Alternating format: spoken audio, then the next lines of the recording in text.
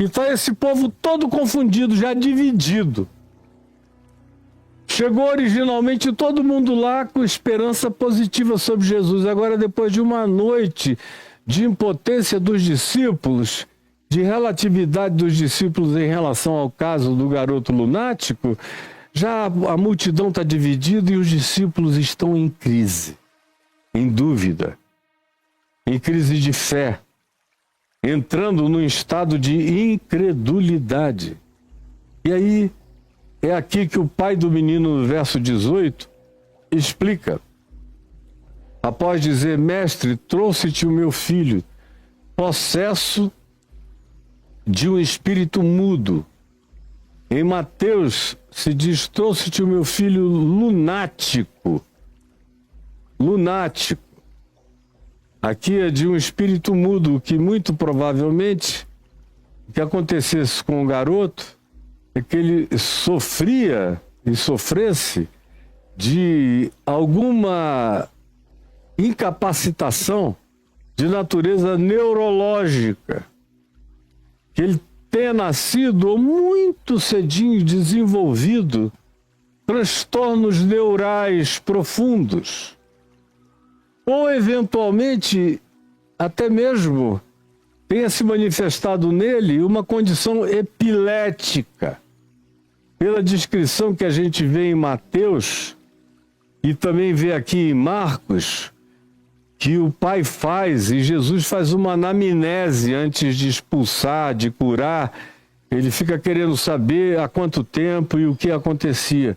Mas o pai do menino vem e diz, está aqui o meu filho, e este, onde quer que o apanhe, porque ele interpretou imediatamente como sendo a possessão de um espírito maligno, não teria jamais a acuidade de, quem sabe, imaginar que fossem duas coisas num fenômeno só, que tivesse a condição neurológica de distúrbio instalada nele, ou a condição epilética instalada nele, que ele não conhecia. E durante muitos anos ninguém conseguia nomear essa condição. E embora tenha havido na antiguidade, no tempo de Jesus e antes de Jesus, inclusive algumas culturas humanas que glorificavam a epilepsia, embora não soubessem a origem dela, mas achavam que era uma doença dos deuses. Houve culturas que fizessem isso. Aqui no ambiente de Jesus, isso era negativo. Tão negativo que era quase que automaticamente associada à possessão demoníaca, um espírito mudo. E aí o homem, o pai, continua descrevendo, e este, aonde quer que o apanhe, em qualquer lugar, lança-o na hora por terra. E ele espuma, como os epiléticos fazem, muito mais do que os possessos. Os epiléticos, sobretudo. E rilha os dentes, que é outra coisa que acontece com epiléticos. Eu não sei se você conhece essa condição de perto. Eu já estive muito intimamente próximo de gente epilética, tendo crises epiléticas ao meu lado. Antes de eu me converter e depois de eu me converter. Eu me lembro que a primeira vez que eu vi um epilético tendo uma crise violenta ao meu lado, eu tinha 10 anos de idade, morava já no Rio de Janeiro, em 64 para 65, e perto do lugar onde meu pai tinha o escritório de advocacia dele, ali pela Senador Dantas, no Rio, eu tinha ido pegar um copo de leite para o meu pai embaixo e subir para o escritório. Quando eu ia passando de volta, eu vi um homem dar aquela estribuchada e caiu no chão. E eu parei segurando o copo de leite. Vi que muita gente correu com medo. E eu fiquei em pé olhando, dizendo, o que será que está acontecendo com esse senhor? Aí fui vendo a espuma chegar, aparecer, e o homem rilhando os dentes e se debatendo para todos os lados. E a maioria das pessoas se afugentando com medo. Em mim deu uma estranha curiosidade, um desejo de saber o que era aquilo. Por que alguém poderia ser acometido por um mal daquele tão subitamente? E eu me lembro que não tive medo, fiquei em pé, a uns 2, 3 metros de distância, olhando. Até que depois de um tempo o homem foi acalmando, e quando ele começou a acalmar, é que as primeiras pessoas começaram a se aproximar. Aí ele ficou parado, deitado, aí foi quando alguém chegou com um copo d'água, limpou a boca, ele estava sozinho e o levantaram. Aí alguém falou, ele deve ser epilético. Bom, eles sabiam o que era epilepsia. Eu, como menino, não, mas ninguém veio e só eu fiquei ali do lado. Se eu soubesse quais eram os cuidados mínimos, sinceramente, mesmo com 10 anos de idade, eu não senti um pingo de pavor, de medo, de susto, só de surpresa. Com o passar dos anos, eu vi muito na minha cidade, em Manaus, depois que eu voltei para lá, na adolescência, e depois de convertido, ministrando o evangelho, eu encontrei muitos epiléticos.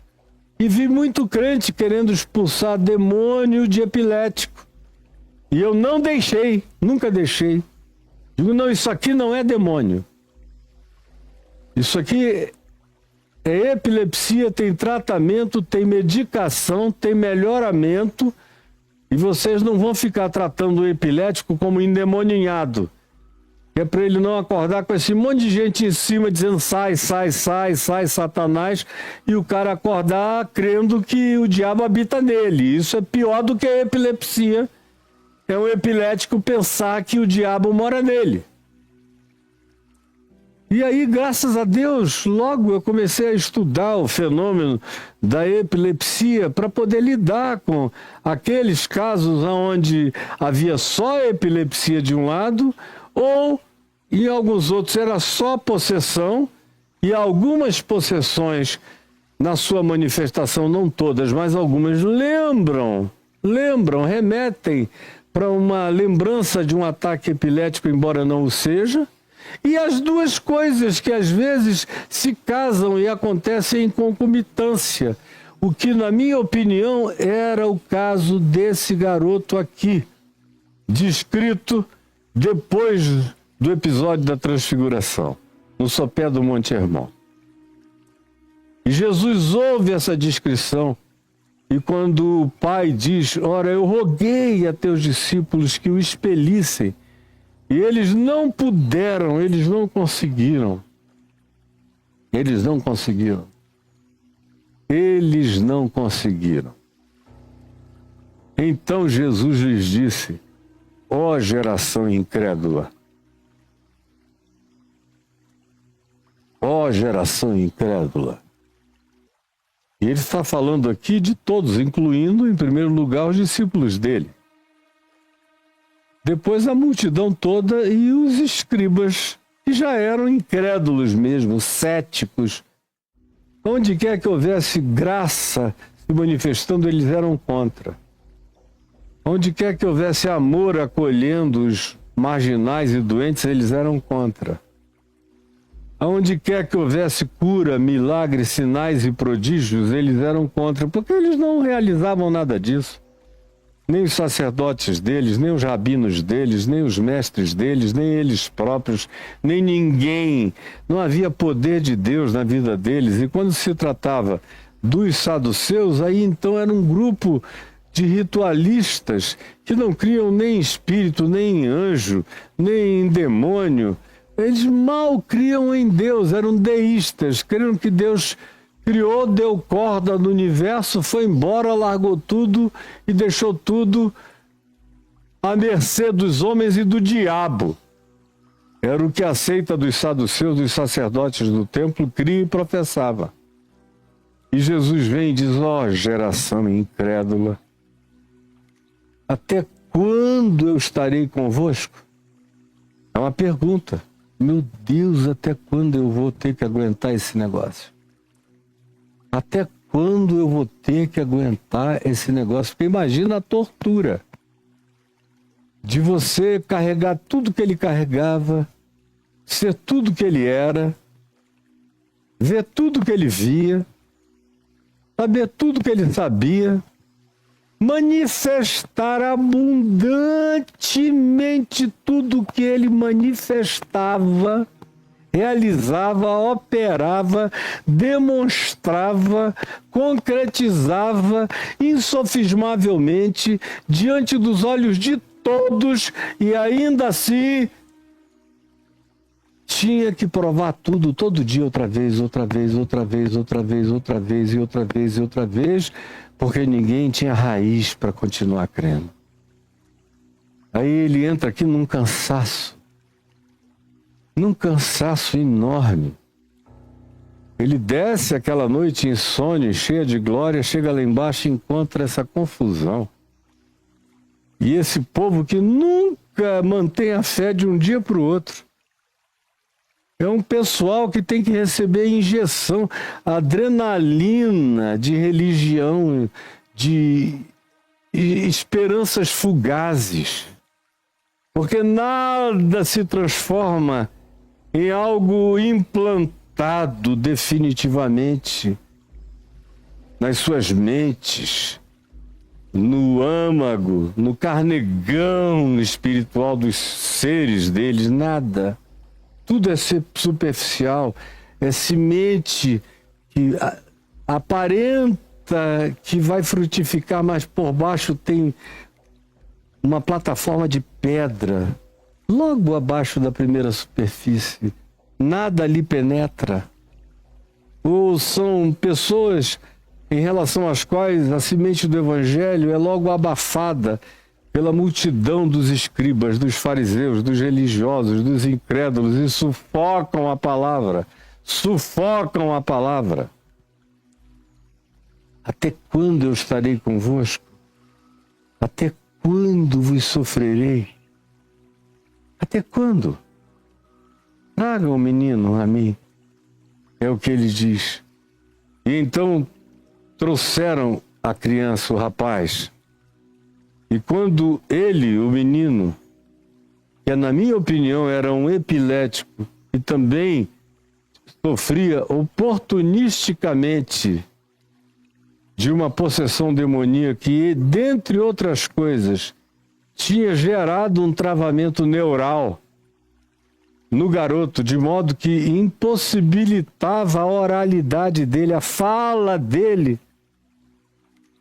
Esse bloqueio neurológico tinha gerado um impedimento de fala. Por isso o pai diz que ele era mudo, embora o garoto entendesse tudo. Mas concomitantemente ao problema neurológico, ele também trazia e carregava e era oportunisticamente vitimado pela manifestação de possessão demoníaca desses espíritos que frequentemente, não raramente, frequentemente se oportunizam de alguma mente com um estado mental, espiritual e psicológico de extrema fragilidade, praticamente sem capacidade mental de autodefesa de nenhuma natureza. São verdadeiros queijos suíços psíquicos, penetráveis, porque não tem defesa, não tem escudamento de nenhuma natureza, não tem força reflexiva de resistência. Porque para resistir ao diabo, basta resistir ao diabo. Como Tiago, irmão de Jesus, disse, resisti no imperativo ao diabo e ele fugirá de vós. Ou resistam ao diabo e ele fugirá de vocês, a mesma coisa. Resistam. E ele não aguenta, se você não ceder a ele, ele corre. Agora, aqui está um indivíduo que não consegue resistir. Que é a fragilidade encarnada, mental, psíquica e espiritualmente falando, com uma autoimagem reduzida a zero, a menos do que zero, que já crê o pior acerca de si mesmo, que já se vê como um ser possesso do mal, como uma habitação maligna. Então, o diabo oportunista que aproveita de um estado epilético, de uma condição neurológica transtornada e acrescenta males e deficiências ao garoto e o faz pensar e crer que ele era realmente uma calamidade ambulante, sem cura. E agora, depois de ter sido levado aos discípulos de Jesus, que passaram parte de uma noite tentando expulsar o demônio e não conseguiram, ele se viu como um caso sem cura.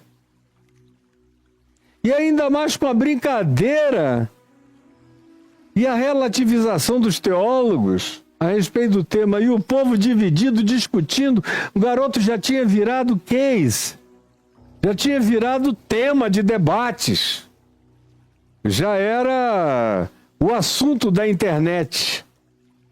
Lá está ele, se sentindo a pior das criaturas. E Jesus olha para aquele espetáculo dantesco. Imagina, Jesus olha para isso aqui e diz: até quando vos sofrerei? Imagina Jesus dentro da nossa internet.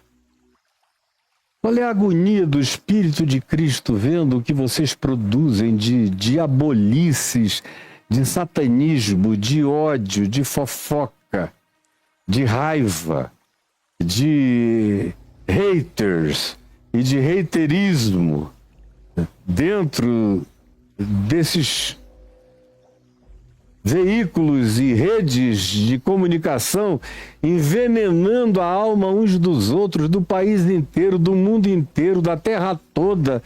É um sofrimento horroroso. Jesus olha para este caso e diz: até quando eu estarei convosco e até quando eu vou ter que aguentar isso? Nos nossos dias isso é infinitamente pior, porque é universal essa loucura. E no Ocidente cristão é pior do que em qualquer outro lugar da Terra ou do mundo, ou em qualquer outra cultura. O cristianismo conseguiu produzir a pior cultura do planeta. É a que mais produz esse sofrimento na alma de Jesus. É a cultura da insuportabilidade diante de Deus.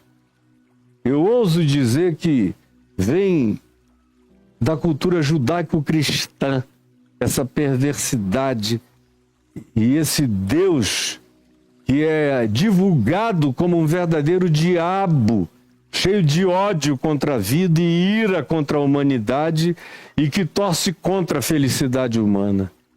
Até quando eu estarei convosco e até quando eu vos sofrerei? Trazei o menino até a mim. E o trouxeram, e quando o menino viu a Jesus, agora não mais a condição epilética, mas o espírito mesmo, o espírito imundo, o agitou com violência, mais do que nunca antes, o jogou para lá e para cá. Tem alguns casos de possessão, e eu já vi tantos deles, verdadeiras, não são, como eu digo sempre, essas possessõezinhas fajutas contratadas aí da Universal, dos cultos neopentecostais, tudo contratado, sugestionado, gente que já vai para cair mesmo. Mas aquilo tudo é bobagem, você tira com bater de pau, vão acabar com a palhaçada, vai levantando todo mundo, não precisa nem falar sério.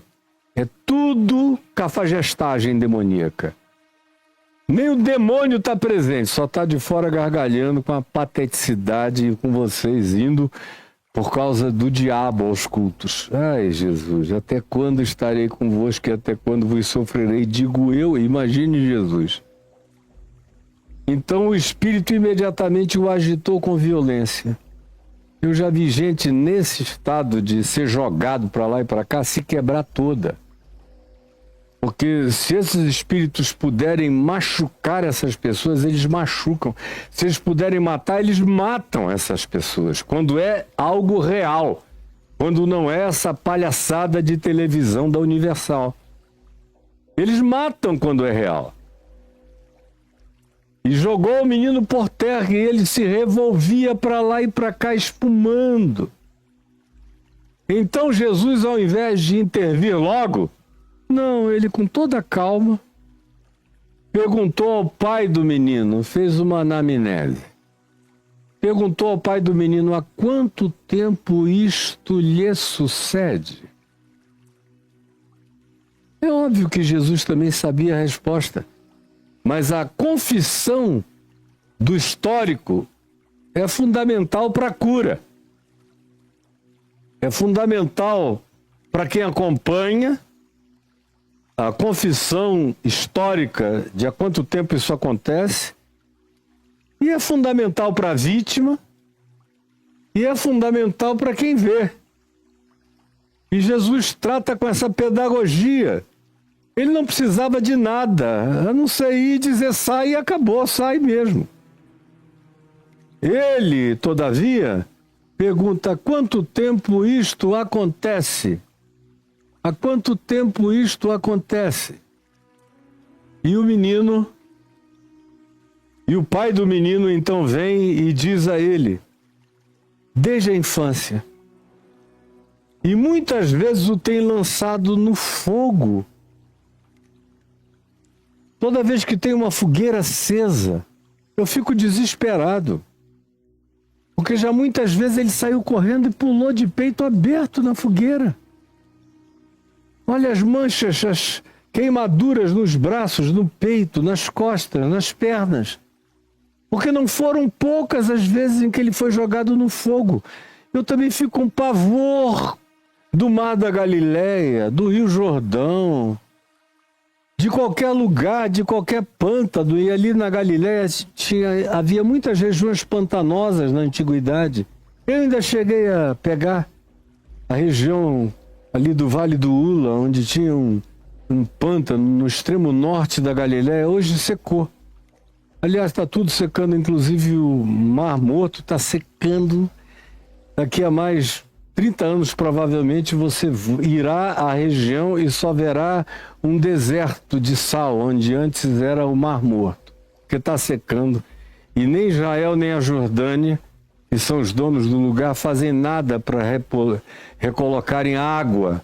Acham que não vale a pena o investimento. O que vale a pena é investimento em bomba, guerra, em bomba nuclear, em exército, em aparatos mais variados. Agora, preservar um patrimônio da natureza e da humanidade que está ali há milhões de anos, eles podem deixar morrer. Pois bem, voltando ao nosso assunto. Jesus viu e o Pai descreveu. E a minha angústia é enorme. Desde a infância dele que eu sofro, diz o Pai. E já quantas vezes eu tive que mergulhar na água para tirá-lo, porque ele estava morrendo, todo afogado. A intenção é matar meu filho.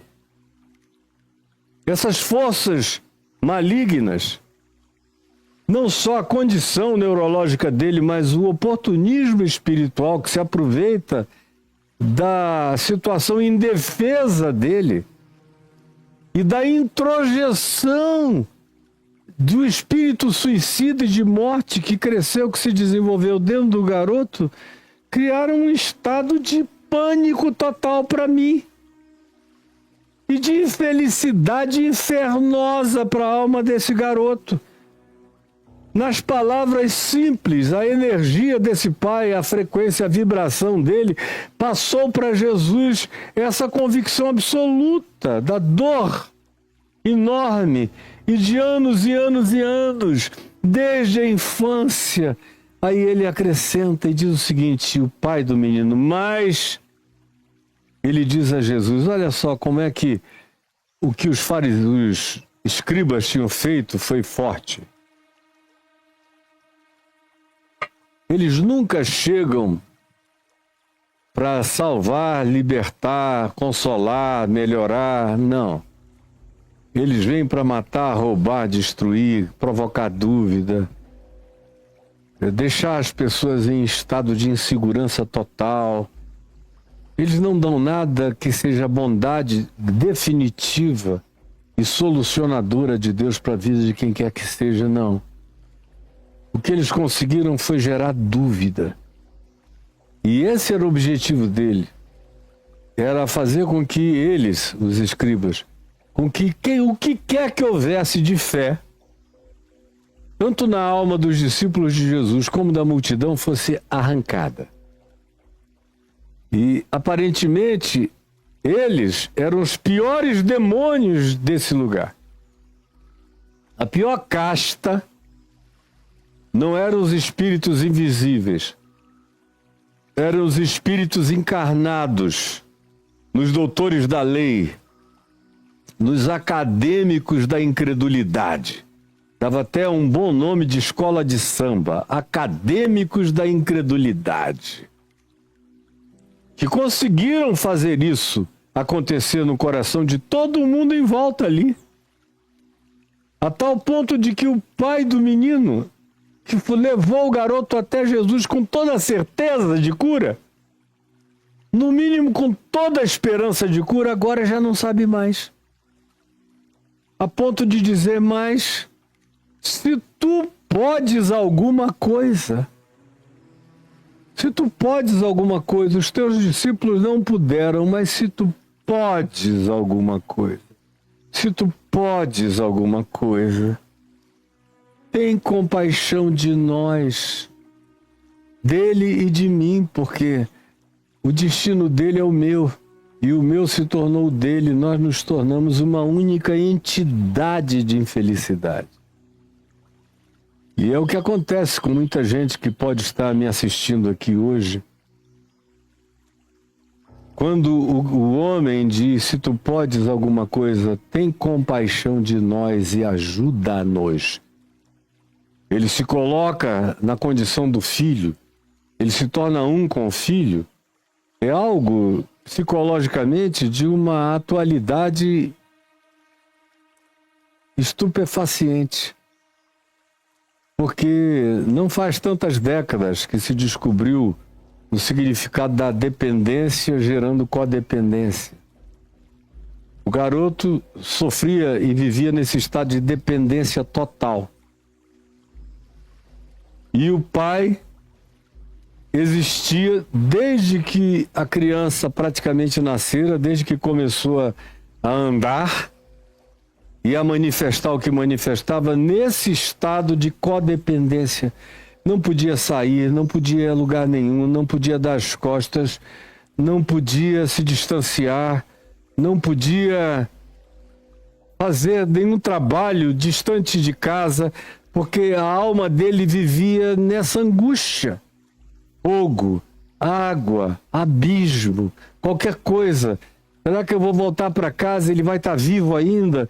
É uma catividade, é um estado de aprisionamento, de agrilhoamento mental, de vínculo, que alguns de vocês aqui conhecem muito bem. Eventualmente, na sua casa, isso esteja acontecendo. Está ou não está acontecendo eventualmente dentro da sua própria casa? Essa situação de dependência e de codependência. E como isso paralisa a família inteira. Paralisa. Quando esse estado se instala. E o tenebroso é pensar que existe uma quantidade enorme de grupos supostamente religiosos que falam em nome de Deus, mas que existem apenas para não te dar esperança nenhuma e para tirar do seu coração toda e qualquer esperança que você pudesse ter. E é horrível também quando você procura, por exemplo, um médico especializado na área e ele chega e ele desengana o seu filho.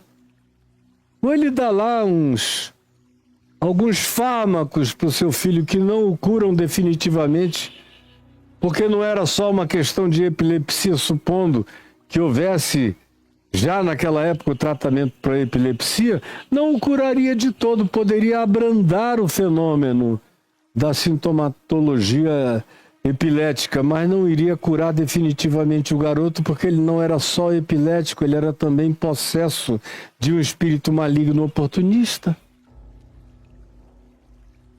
Mas a gente chega aqui num ponto importantíssimo, não do texto, mas da alma de todo mundo que está me assistindo, que é aquilo que eu deixo como uma pergunta para continuar tratando disso amanhã.